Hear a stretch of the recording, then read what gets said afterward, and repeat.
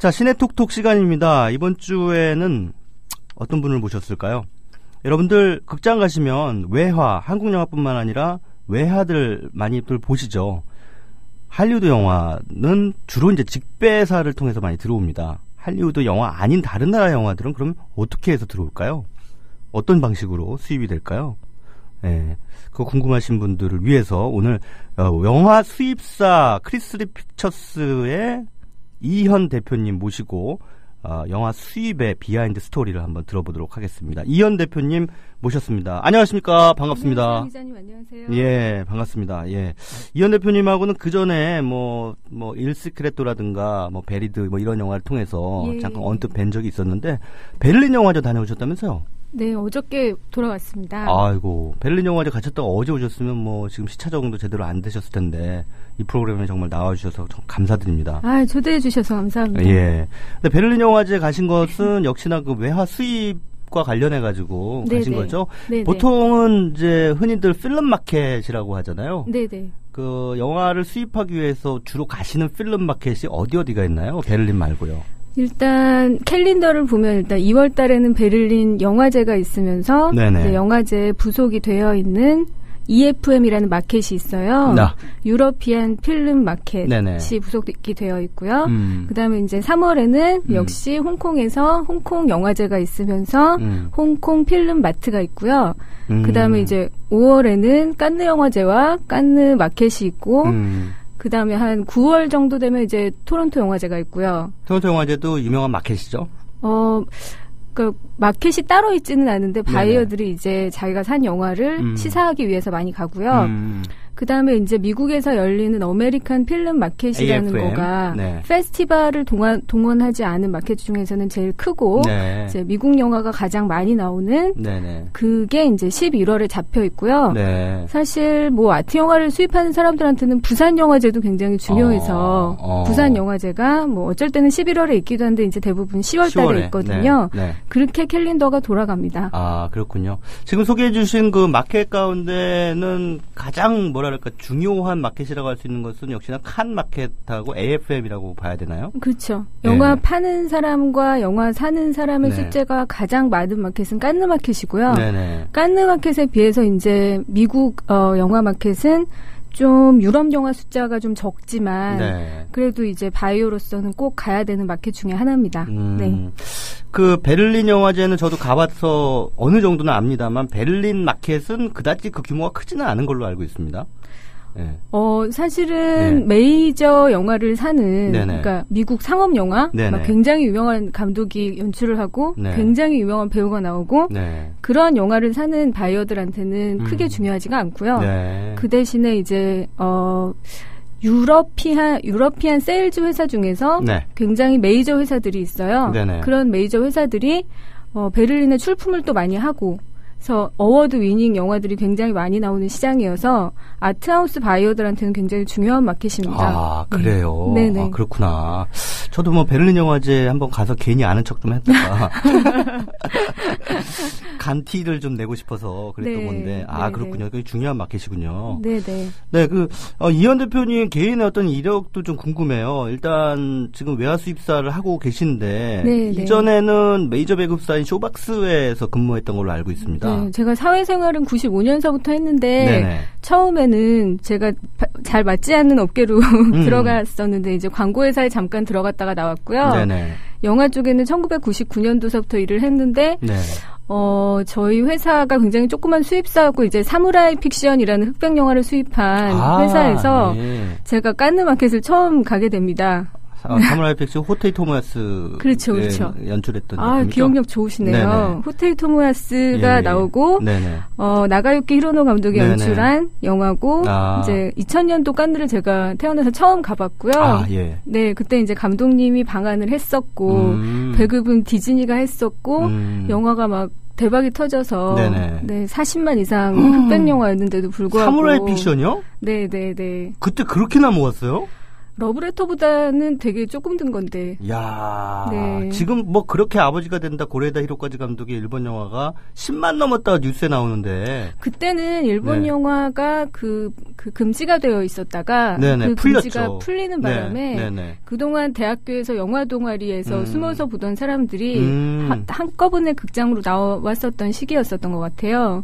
그래요. 그래서 생각해보니까 2000년대 초반에 뭐 그 사무라이 픽션뿐만 아니라 뭐 스모 하는 얘기도 있었고, 네네네. 그 다음에 또 지금 언뜻 생각나기는 뭐 춤춘 대수사선이라든가 이런 영화도 한국에서 굉장히 인기가 있었던 걸로. 철도원 뭐 이런 영화들도 굉장히 잘 됐었고요. 뭐 4월 이야기 이와이 슌지 감독 네네. 영화도. 근데 사무라이 픽션은 뭐 제가 수입한 게 아니라 저희 사장님이 수입한 상태에서 이제 저는 영화일을 처음 그 수입서부터 배급서부터 부가판권까지 처음 한 바퀴 돌아보는 그 일이어서 그래서, 사수가 없었고 그냥 사장님이 이걸 해내라 그러면 그걸 해내는 식으로 해서 이제 하나하나 배우다 보니까 저한테는 볼 때마다 지금 다시 봐도 그때 막 감독님이 했던 말 그다음에 관객이 했던 말 이런 게 너무 기억에 남는 그런 첫 영화고요.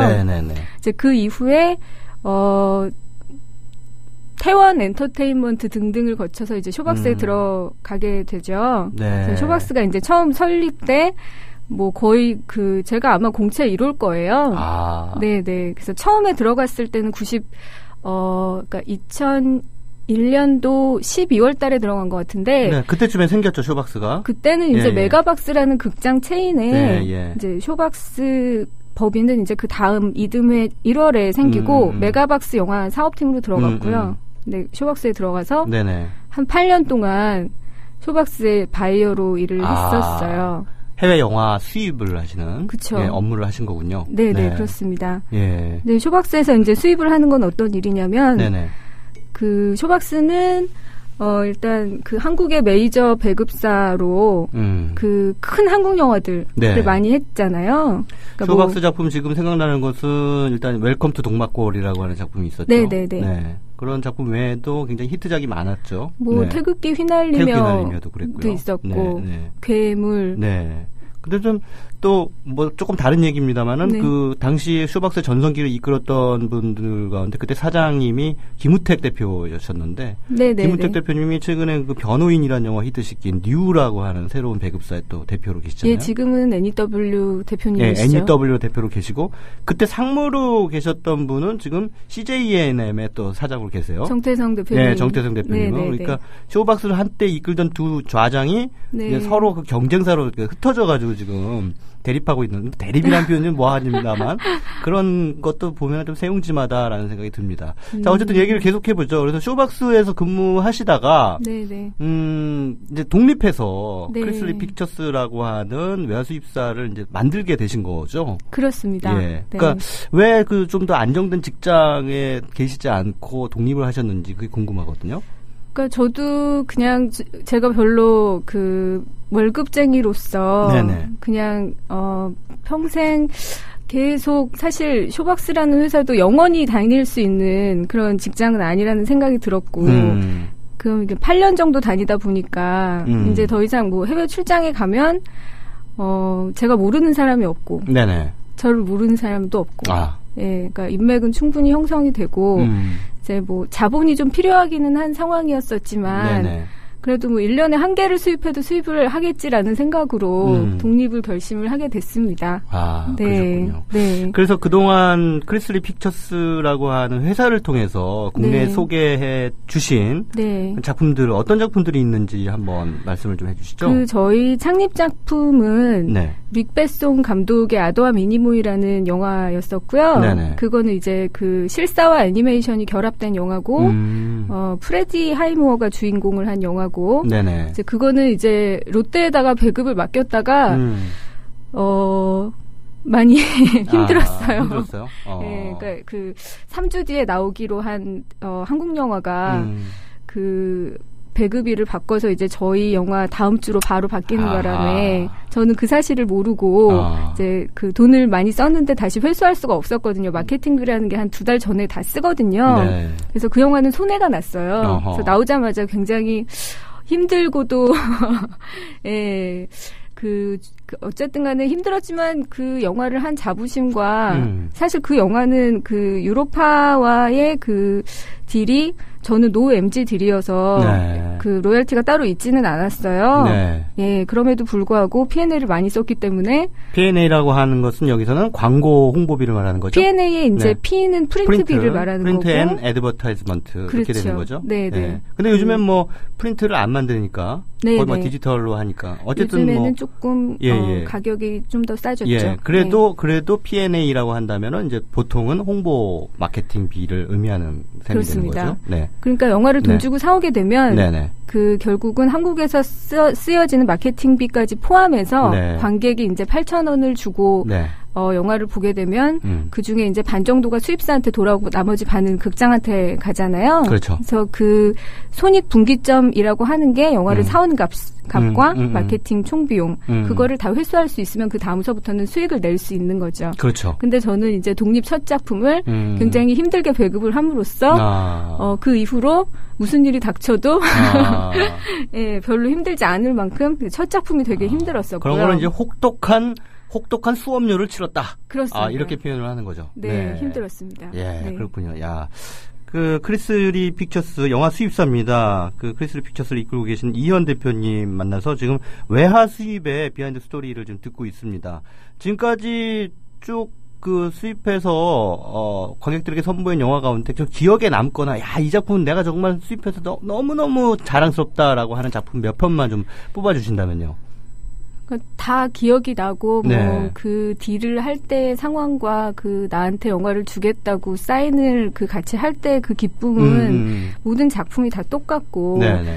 사실 그 영화 그 주인공들이요. 지금 그러니까 저는 회사에 직원이 없다 보니까 직원이 없어요? 예, 제가 혼자 하고 있습니다. 1인 회사군요. 1인 회사고 이제 바쁠 예. 때는 인턴을 쓰기는 하는데 네네. 혼자 일을 하다 보니까 그 영화 주인공들이랑 같이 일하는 것 같은 생각이 들 때가 있어요. 예. 근데 제가 제일 좋아하는 주인공 중에 하나는 엘 시크레토 땡땡 비밀의 눈동자라는 영화에 그 영화는 되게 자랑스럽고. 엘 시크레토 당시 저도 그 영화를 시사를 통해서 봤습니다만 대단한 걸작이었죠. 그게 아마 제 기억으로는 아카데미 외국어 영화상 수상작이었던 걸로. 네. 사실은 됩니다. 외국어 영화상 수상을 하지 않으면 좀 힘들겠다. 그러니까 비즈니스 상으로 봤을 때. 네네. 그래서 이제 그 영화를 보고 또 보고 또 보고 하면서 이제 아카데미 시상식을 시청을 하고요. 네. 그 끝나자마자 오퍼를 했어요. 네. 근데 저밖에 원하는 사람이 없다 그러더라고요. 네. 그러니까 어쩔 때는 세일즈 회사들이 되게 순진한 경우도 있어요. 되게 여우같이 막 뭐 블러핑을 하고 지금 너 말고 오퍼가 10개야 막 이렇게 거짓말하고 막 이런 사람 나중에 다 들통날 거짓말을 가격을 올리기 위해서 그러는 거죠. 그렇죠. 판매가를 그리고 굉장히 올리기 위해서. 어깨가 무겁죠. 예를 들어 만약에 100억짜리 영화가 지금 시나리오 상태인데 세일즈만으로 50억을 마련을 해야 된다. 그런 사람의 입장도 이해가 가기는 가요. 근데 이러한 아트 영화사를 파는 세일즈들은 네네. 사람들이 좀 순수해요. 네. 그래서 솔직하게 얘기하더라고요. 아. 너밖에 없는데 진짜 그 가격밖에 안 줄 거니? 자, 그럼 공개해 주실 수 있나요? 얼마 주고 사셨습니까? 네, 가격 15,000불. 15,000불이면 우리 돈으로 1,500만 원 정도 되는 거네요. 1,000원이 아니었기 때문에 한 1,700만 원 정도 됐었던 그때 당시 것 같아요. 환율로는 1,700만 원 정도. 네.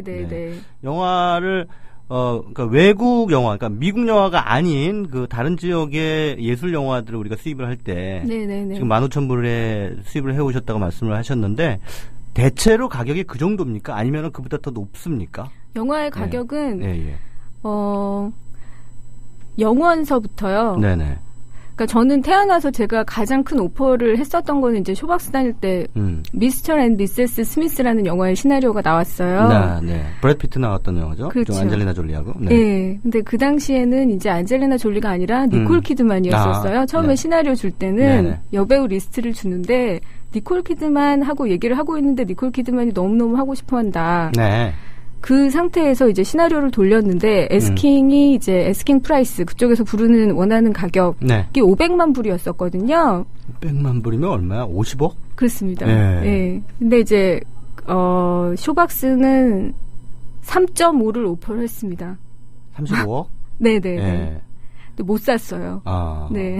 당연히 못 사지. 50억 얘기를 하는데 35억 제시하면. 근데 그 애스킹 프라이스라는 것이 사실은 그냥 부르는 가격인 거고 꼭 팔아야 하는 상황에서는 반값 정도에 사는 경우가 되게 많아요. 그렇군요. 네.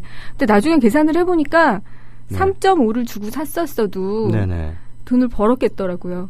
그렇죠. 엄청난 대박이 났잖아요, 한국에서. 네, 그러니까 배우가 니콜 키드만에서 안젤리나 졸리로 바뀐 데다가 둘이 사귀었고 그리고 영화가 굉장히 잘 나왔고 그러니까 결국은 한국에서도 이제 폭스가 개봉을 했는데 그 영화가 제가 가장 비싸게 오퍼를 해봤었던 그렇군요. 그리고 제가 알기로 옛날 삼성 영상사업단이 영화를 하던 시절에는 그때는 이제 비디오가 워낙에 잘 나가서 뭐 성룡 나오는 비디오 나오면은 기본적으로 10만 장이 다 팔리고 10만 장 곱하기 뭐 15,000원 이렇게 계산을 하면 어마어마한 돈이 개런티가 되기 때문에 수입가가 되게 높았는데 그때는 제가 알기로는 그 커스로우트 아일랜드라고요. 지나 데이비스가 나오는 그 영화의 한국 가격이 500만 불이었었던 걸로 알고 있거든요. 근데 그게 이제 IMF가 닥치면서 영상사업단이 접으면서 이제 결국 그 딜은 다 파토가 난 걸로 알고 있는데 영화 가격은 미국 영화고 시나리오의 단계에서 팔고 뭐 비싼 배우가 나오고 이런 영화의 가격은 그러니까 500만 불까지 다 부를 수가 있는 거고요. 그게 못 팔리는 경우에 이제 그거보다 조금 더 다운된 가격으로 살 수는 있고 아트 영화는 10,000불서부터 시작해서 50,000불 레인지가 좀 가장 많은데 10,000불에서 50,000불이요? 네. 근데 이제 경쟁이 또 많이 들어가게 되고 한국 아트 영화 시장이 약간 화랑이다라는 소문이 나기 시작하면 그들이 또 가격을 올립니다. 네. 요즘 그런 소문이 좀 납니까? 요즘 왜냐하면은 인사이드 루인이라든가 뭐 보면은 뭐 가장 따뜻한 색 블루라든가 다 보면 되게 다양성 영화 시장에서 의외로 흥행작이 많이 나오고 있거든요. 요즘은 이제 세일즈 하는 회사들이 이제 아트 영화 수입사 중에서 그 우는 소리 하는 수입사가 너무 많은 상황이어서요. 그러니까 제가 엘시크레토 할 때까지만 해도 시네큐브 광화문을 비롯한 그런 영화에 거는 게 그렇게 불가능하거나 힘든 일이 아니었었거든요. 근데 요새는 뭐 일주일에 거의 한두 편씩 계속 신작 아트 영화가 나오고 그 숫자가 늘어나다 보니까 걔네들도 그냥 바이어를 골라서 그러니까 똑같이 만약에 2만 불짜리 영화면 얘가 더 마케팅을 잘할까? 아니면 쟤는 극장이 있는데 뭐 여러 가지 기준이 있겠죠. 아니면 쟤는 나랑 10년지기 친구야 이런 것도 있을 거고 그래서 경쟁은 굉장히 치열해진 상황입니다. 야, 그렇군요. 그러니까 하여튼 그 물밑으로 어떤 엄청나게 치열한 어떤 신경전이 이렇게 펼쳐지겠어요. 영화 한 편을 사기 위해서. 그러니까 예를 들어 우리나라에서 그냥 까면 잘 되는 감독들이 있잖아요. 예를 들어 뭐 그렇게 아버지가 된다의 감독님도 그렇고 그다음에 뭐 코엔 형제도 그렇고 그렇습니다. 그런 분들의 신작은 그러니까 요새는 또 급부상하고 있는 감독님 중에 하나가 우디 알렌 감독입니다. 우디 알렌 감독 영화 다 잘 됐잖아요. 블루 제스민도 그렇고 미드나잇 파리도 그렇고. 비싸졌습니다. 비싸졌어요. 그렇죠. 그러니까 이게 한국에서 흥행이 되면은 비싸지는구나. 그러니까 그거를 뭐 영진이 그 사이트가 영어로도 다 돼 있어요. 그리고 이제 그들도 한국 박스오피스를 계속 연구를 체크를 하는군요. 그렇죠. 그리고 이제 제가 만약에 어떤 회사에 가서 오퍼를 하면 너 뭐 했는데? 나 엘시크레토랑 뭐 어쩌고 저쩌고 이렇게 했어. 그러면 약간 레퓨테이션 체크도 해요. 저랑 거래했던 회사에다가 전화를 해서 그들끼리도 다 네트워크가 있어서 얘는 돈은 제때 내디? 뭐 여러 가지 궁금한 것들을 물어보죠. 야, 나한테 이현이라고 하는 어떤 사람이 이런 걸 오픈했는데 그 친구가 어떤 사람이냐? 뭐 이런 식으로 이제 이 뒷조사를 한다는 얘기네. 그렇죠. 한국 사람들이랑 똑같습니다. 그리고 또 한국 외화 수입사들끼리도 사실은 약간 물밑 신경전을 해야 되고 저쪽에서 얼마를 오퍼를 했는지 또 뭐 이런 것도 정보 뭐 이런 것도 좀 있습니까? 어떻습니까? 그런 것들을 이제 세일즈 회사 중에서 만약에 정말 자기의 절친이 한 명이 있다. 그러면 그 사람한테는 다 말을 하죠. 해요. 또 그런 의리는 있네. 네, 저는 제가 오퍼하지 않은 영화에 관련해서 누군가 그런 상의를 해온 적이 몇 번 있습니다. 아, 그렇군요. 예. 자, 그렇게 해가지고 이제 계약을 했습니다. 계약을 해서 수입을 했는데 막상 한국에서 이제 뚜껑을 열어서 관객들께 선보여야 되는데 지금 아시다시피 한국의 예술영화 시장이라는 데가 너무나 협소하잖아요. 그렇죠. 그러니까 극히 극소수 잘 알려진 감독들의 작품만 또 흥행이 되는 그런 현상들이 좀 벌어지고 있는, 어떻게 보면은 아트 영화 진영에서도 부익부 빈익빈 양극화 현상이 좀 벌어지고 있는 것이 아닌가, 뭐 이런 생각이 드는데요. 그 해외 아트 영화를 수입해서 한국 관객들에게 선보이는 입장에서 지금 어떻게 보면 가장 절감하는 그런 그 난관이랄까, 이런 것이 있다면 뭘까요? 그러니까 결국은 사실은 누구를 블레임하기 전에 제대로 된 작품을 적정한 가격에 사오는 것은 다 저밖에 블레임할 사람이 없는 것 같고요. 블레임이라고 하시는 것은 비판하다라는 그렇죠. 뜻이죠? 스스로 이제 내가 잘못했어라고 블레임할 수 있는 건데 이제 환경상으로 봤었을 때 조금 개선의 여지가 있었으면 좋겠다라고 생각되는 부분은 뭐가 있냐면 저는 프랑스가 너무 부러운 게요.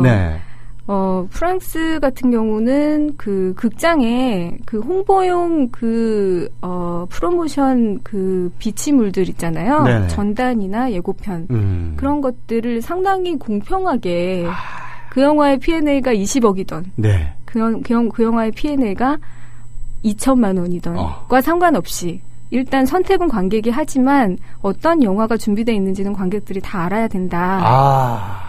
근데 이제 저희는 그거를 돈 주고 사야 되거든요. 그러니까 예고편을 무슨 극장 체인을 틀고 싶다.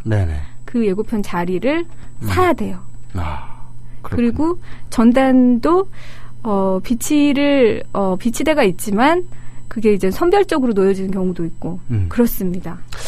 안타깝네요. 어떤 프랑스 그런 부분은 좀 굉장히 우리가 좀 배워야 될 부분이고, 또 저는 그렇습니다. 외화 수입사가 직배사를 뺀 어떻게 보면 한국의 그 영화 시장에서 영화 문화에 있어서 다양성의 보루다. 마지막 최후의 보루다. 저는 그렇게 생각합니다. 우리가 한국 영화를 많이 보는 것도 좋지만 다양한 국가의 나라들의 다양한 문화들을 접할 수 있는 것. 결국은 이 군소 외화 수입사들의 몫이고 또 그들의 역할이 있기 때문에 가능한 것이 아닌가라는 의미에서 오늘 크리스리 픽처스의 이현 대표님 모시고 외화 수입의 비하인드 스토리를 한번 들어봤습니다. 오늘 나와주셔서 정말 감사드립니다.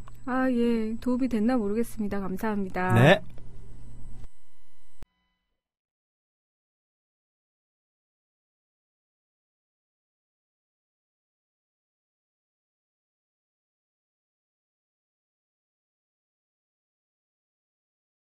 일본 감독 기타노 다케시 아시나요? 지난 2002년에 연출했던 영화 가운데 기쿠지로의 여름이라는 작품이 있는데요. 이 영화의 주인공 기쿠지로는 아주 제멋대로 사는 철부지 어른입니다.